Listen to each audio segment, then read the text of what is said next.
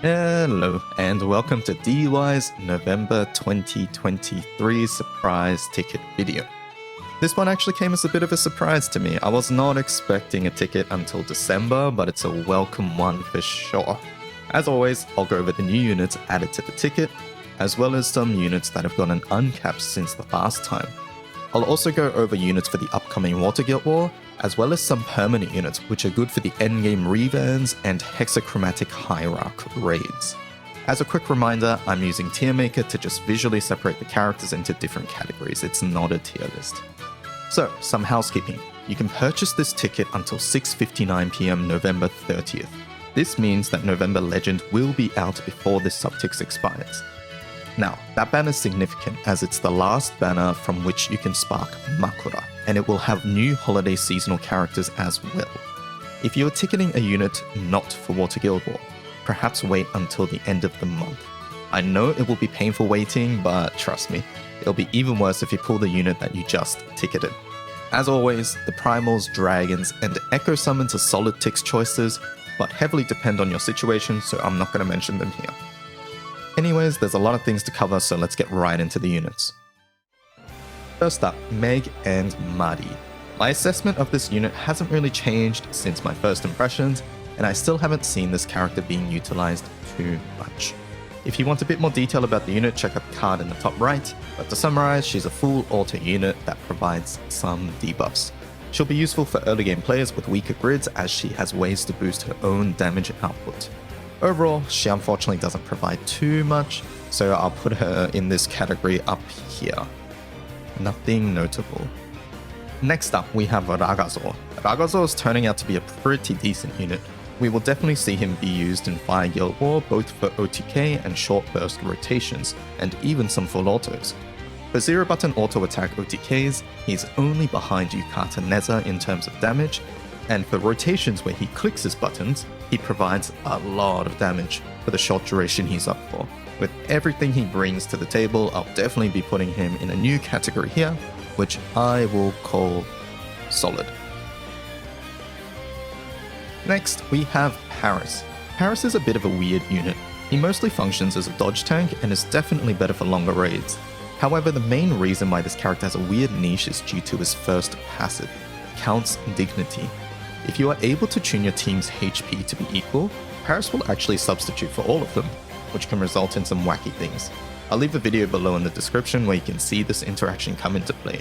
With all this in mind, I'll make a separate category for Paris here, which I will call Niche. Water Yoda was September's FLB, and with it brought a much needed updating of his kit. It removed a lot of clunkiness to do with triple shroud buff, and it made his skills be a bit more in line with modern units. However, I don't believe that the changes he received are enough for me to recommend him as a choice for a surprise ticket. Unfortunately, I just think there are far more relevant characters which are more universally useful. So I'll put him up here in the nothing notable category. And similarly, Razia's FLB also did not introduce anything too notable. It obviously made the character a lot better, and I have actually seen her be used in some charge attack teams, but not enough for me to place her outside of this particular category. Alright, with Guild Wars starting next week, let's talk about some water characters. Firstly, Arn. Arn is a pretty versatile character. She's used in high investment 0-button OTKs, where her third passive is activated with Summer Belial. Outside of OTK, she's quite useful for harder difficulty Nightmare full autos, since she provides a large amount of defense for the team. You can also use her for Kengo Mugen teams if you are missing Wamdus. Overall, a very solid unit. Filene. Until recently, I would not have included her onto this list, but with the recent release of Hexachromatic Hierarch, she's actually been used for some of the more reliable teams alongside Kengo, Vajra, and FLB Haselia. In Guild War, you are unlikely to use her outside of FAs, but she'll be a solid choice nonetheless as she has some longevity in her use. And finally, to round off this category, we have Lecia. This character is a bit of a weird one, since in chain attack OTKs or Kengo teams, she provides a small but consistent damage increase, and is pretty much the best in slot character for your backline. You will almost never be using this character frontline, so you are really only getting her for that one backline passive. Personally, I don't think this is worth a tix, but if you want to optimize your charge attack setups, Lecia can be a consideration. Next, let's talk about Water's burst options. Without Hrisvelga, Gwynne is one of the only options for Water normal attack burst. This is the case for both Magna and Primal. I will have a video linked below which has a theoretical NM150 rotation, using her with a Magna grid. She's also really good for 0-button normal attack OTKs, as she has guaranteed triple attacks, and is also good for new accounts since she does a bunch of plane damage with her charge attack. Overall, an extremely solid character and guaranteed to see use in Guild War. Let's put it here and call this Water Burst. Next, another piece for Water's manual burst. Erika is one of, or perhaps even the best support character in Water Burst rotations at the moment. Her insane buff from skill 2 and the targetable tag team skill 1 is useful in both Gwynne, Exo Antaeus, and Hrisvelga teams. She's also being used in Soldier OTK setups as she will deal plane damage twice if you use Open Fire. She has absolutely no use in full auto, so she's exclusively a manual character. Erika is also used for farming Mugen with both Hrisvelga and Exo Antaeus grids. I'll talk about that a bit more in a moment. The next two units I'll talk about together, which are Zeta and Korwa. Both units can be part of manual burst teams, and the most significant thing they bring is a unique source of echoes. They will very likely be a part of manual burst teams in Guild War, and are currently also used in Mugen. At the moment in Mugen, the Relic Buster team consists of Exo Antaeus or Hrisvelga main hand, Summer Lucio, Erika, Harselia 5-star, and two characters of either Korwa, Zeta, Holiday Katora, and Juliet. You can even use characters like ULB Katoru or Summer Dark Jump. So if you're missing one of those units, tixing them can be a good choice. If you're in a situation where you have to choose between Zeta and Korwa, I would personally recommend Zeta. She has uses in full auto and OTK setups, and also brings more personal damage if you choose to click her buttons. Finally, two water summons, we have Charybdis and Wamdus. Both these summons are extremely good for water. I'm personally planning on ticketing my last copy of Wamdus. Both of these summons are extremely good for manual water burst setups, and I'm personally planning to ticket my last copy of Wamdus. If you have to choose between these two summons, currently I would recommend Charybdis over Wamdus, as it will generally provide a little bit more damage on call, and also has a useful sub-aura, especially for grids that use Calamitous Aqua Shades. Okay, on to the other elements. I'm going to rapid fire most of these, just because there's so many. If you want me to clarify or further explain a character, feel free to ask me in the comments below. For burst units in Earth, we have Skull and Balurga. Very good for OTK and short burst rotations like NM95. There's even a Diaspora team that uses them if you are missing key seasonal characters, link in the description. In Wind, we have Destiny Knuckles. You only want 2 fully uncapped copies of this weapon, and yes, even with Kaguya fans, this weapon is still used. In fact, in Guild War, a third clan was being replaced instead of this weapon. Yeah, it's pretty strong. It's usable in Magna, but I would only recommend tixing this if you're Primal or planning to go Primal. In Light, we have 2 units, Yo and Ferry. Yo is for OTK and other short rotations, and Ferry is similar, but more for things like NM95. Ferry is also not available in the regular premium draw. She's only available in Classic, so unless you pull on that banner, tixing her is one of the more reliable ways to acquire this unit. And finally, we have Bowman for Dark. Useful in OTKs, Akasha, and other short rotations like NM95. If you're looking for a fast burst character, Bowman has got you covered. Okay, and then for this video, I've also got some characters that are useful in Revans and the new endgame raid Hexachromatic Hierarch. Hopefully, if you're trying to get into those raids, this can help.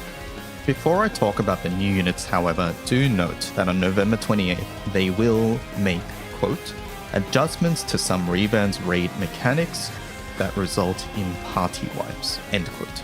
So we don't know exactly what will change and how, but if you're tixing a character for the sole purpose of Revans, it might be worth waiting for this update to see if you still need a certain character. So please keep that in mind. First up, for fire we have Agielba. Now this character isn't really used for anything other than post 10% cleanup in CRT, but in that particular role he is outclassed by none. He's the best character for that.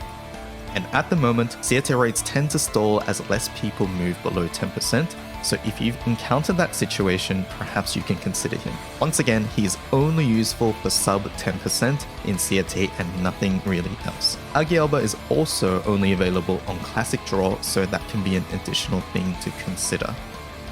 Next up, Anderson. This character has been used in both CRT and Hexa and brings a large amount of damage.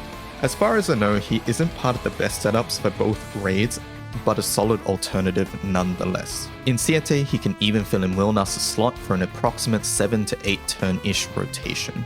Anderson has also been used for Fire Guild War in OTKs, full auto 95s, and 150 setups. Finally, for Fire, we have Sylph, a character which has been used a lot in Hexachromatic Hierarch. She's actually been a staple for many teams for her strong buffs and sustain capabilities. I've linked a YouTube channel below where you can see her be used in a bunch of different setups. Outside of hard content, she's unlikely to be used, so you're really getting her for Hexa or other hard content. For Earth, we have Satyr.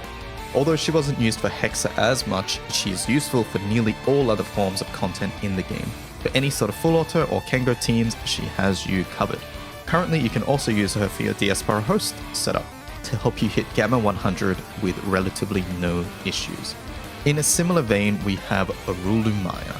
For any situation where you need defense, this character is sort of insane. We saw her start to be heavily utilized in the previous Earth Guild War in NM200, and now she can also be used for host Diaspora teams and, more importantly, Hexachromatic Hierarch. Alongside Kaim's permanent water switch, her passive precognition provides an insane amount of defense.